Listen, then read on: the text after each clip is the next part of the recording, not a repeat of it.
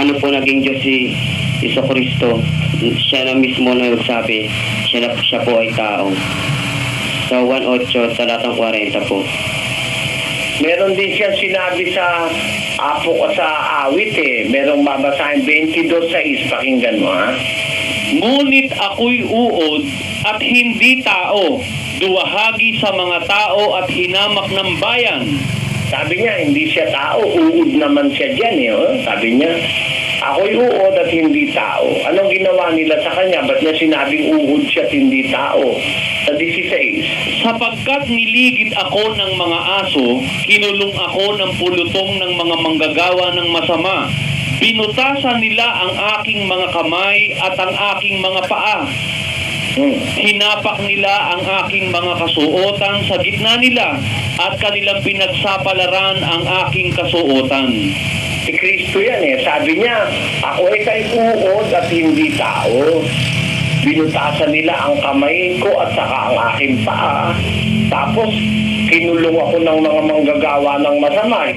Pinapak nila ang aking kasuotan at kanilang pinagsapalaran. Di diyan lumalabas, hindi naman siya tao, uod naman siya riyan. Doon naman sa kabila, Jesus yan sinabi, pakinggan mo ha. Muli ngang nagsalita sa kanila si Jesus na sinasabi, ako ang ilaw ng sanglibutan. Ayan, sabi niya, diyan naman ilaw naman siya. Tapos, doon naman sa Juan 6, ako ang tinapay na buhay na bumabanggaling sa langit. diyan naman tinapay siya. Pagka pinagsama-sama mo lahat yung mga pinagsasabi ni Kristo at hindi mo kukunin ng kahulugan, maniligaw ka, kapatid. Sa kabila, tinapay siya, sa kabila, uod siya, sa kabila, siya naman ay ilaw. Doon naman sa kabila, bato naman siya. Batong matikas. Tamo, maraming simboliko si Kristo.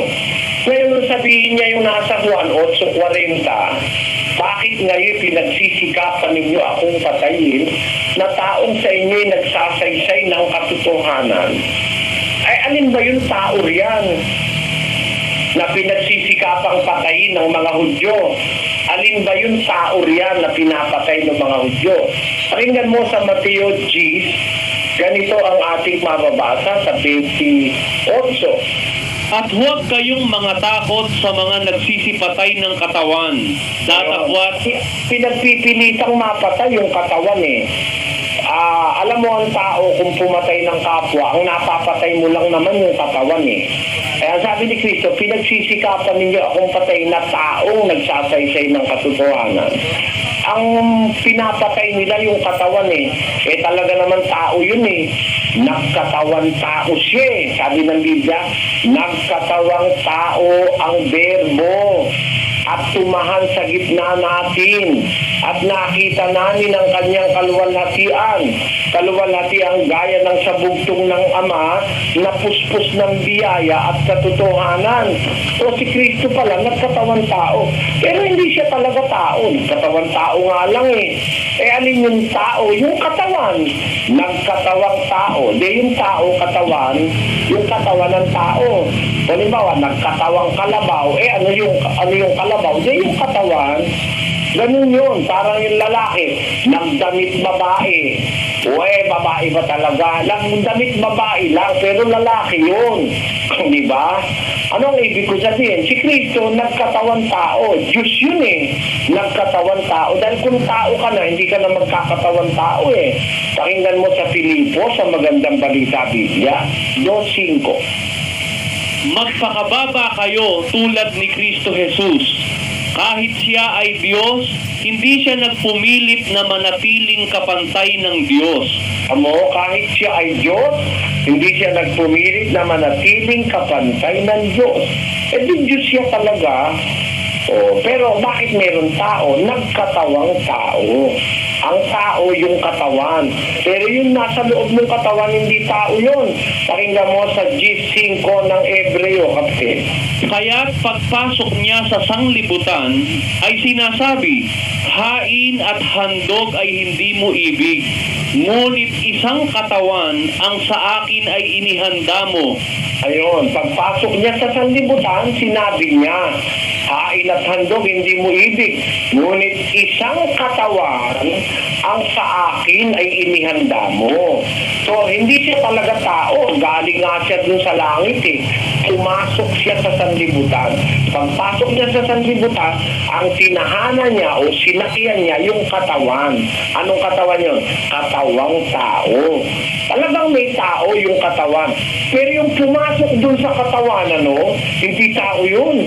Ano ba yung nasa katawan? Pakinggan mo sa Colosas 2:9.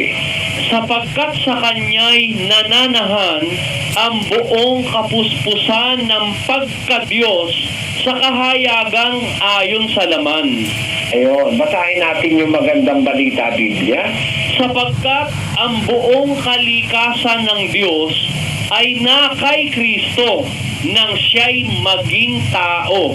Ayun, nung magkatawang tao siya, nasa kanya yung buong kalikasan ng Diyos.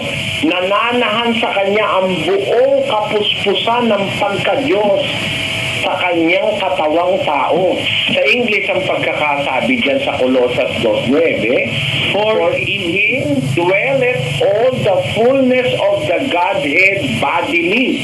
Nandun sa body, yung fullness of Godhead. Kaya hindi tao yun eh.